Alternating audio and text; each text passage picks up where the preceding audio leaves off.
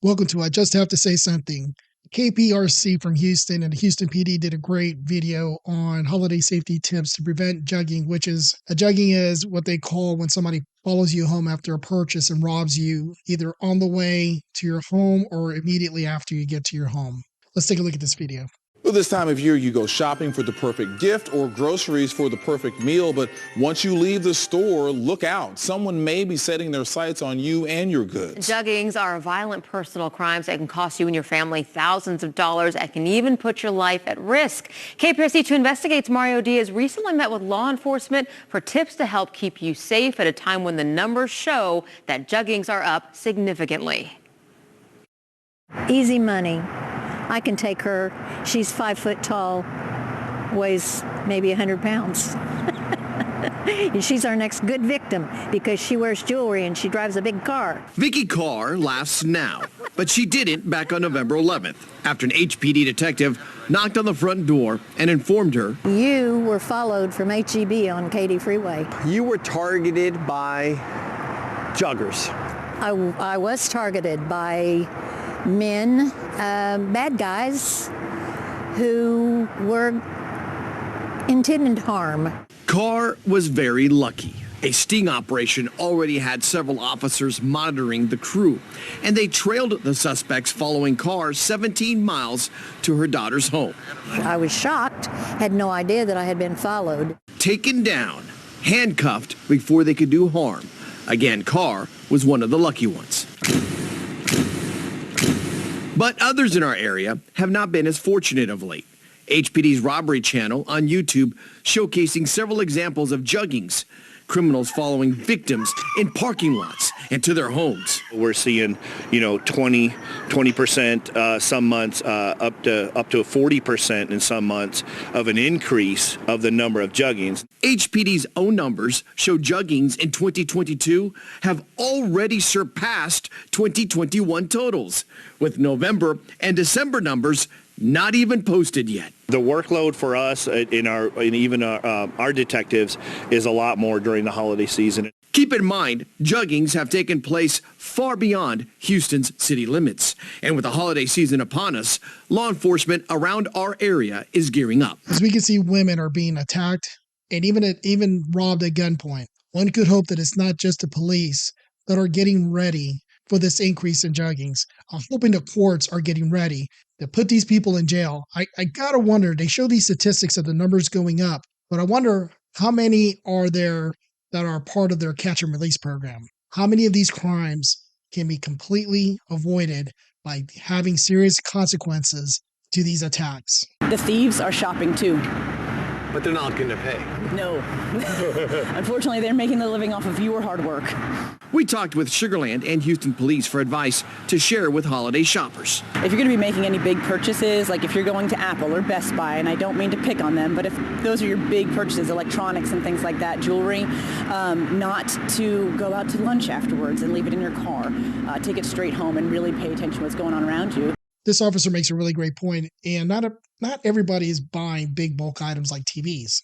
One of the things that I learned living in a high crime area is you kind of have to plan your shopping. And one of the things that I recommend is bring your own bag, for example. It's very common nowadays as opposed to when I was growing up. But one of the things you can do is be strategic about your shopping. And what I mean by that is go to your low price stores first and get a couple of big bags of, from Bed Bath & Beyond, for example, just using them as an example. And then go to a store where you're going to buy an expensive watch or ring for your spouse or loved one. Like that, you're not running around the mall for 20, 30 minutes or even up to an hour in some cases with this beautiful Tiffany's shopping bag that is advertising that you got something expensive in that bag. So the idea is the least expensive places first with the big bags, and then place your expensive item inside those bags and do those expensive big ticket items last. Hide your purchase, get in, get out, and then as the rest of this video states, keep your head on a swivel and do the right thing, but don't advertise you got high ticket products. And that's one way of hiding it. Paying attention, the number one tip we heard from law enforcement, especially when heading to your vehicle. Walk with your keys in your hand. Pay attention. Keep your head on a swivel. To everybody, when you're leaving out a store, get off your cell phone. This is really a great point. Get your head out of your app and pay attention to what's going on around you. You'll be a lot safer and you can prevent yourself a whole lot of heartache. They're looking for the easy target. Easy targets also translates to the elderly in many cases, like Miss Carr.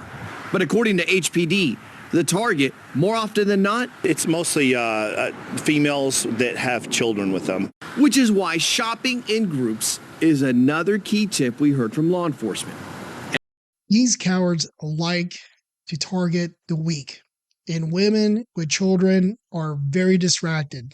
When they're coming in and out of their car, they're very vulnerable because they're trying to get their kids in a car seat and have their back exposed to the parking lot. It's a very, very precarious position to be in. Many of us, if you're on this channel, you probably have your concealed weapons license, but you're not always with your spouse. So my recommendation is get your spouse to the range, encourage them to practice and get confident, and eventually even get their own concealed weapons license. If you are someone who doesn't know anything about guns and are interested in getting into guns, ask a friend, go to your local gun shop. They will be more than happy to talk to you about guns. There will be many gun stores have classes from basic introductory classes to advanced classes, and they're not that expensive. And you'll find out that you can, in many cases at gun ranges, you can rent a gun.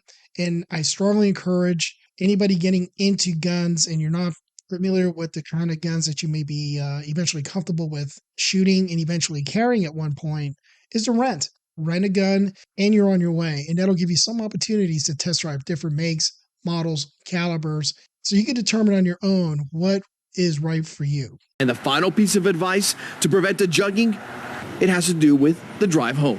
If you feel you're a victim, you're possibly being followed this holiday season, is get on the phone, call 911, and describe your situation. Don't drive home. Stay on the phone and until they tell you, hey, there's an officer behind you. And how do you know if someone is following you? So an easy way to do that is to make 3 or 4 rights to get back on your same street, or 3 or 4 lefts to get back on the same street. And if they're still behind you, that's when you call 911. Don't go home.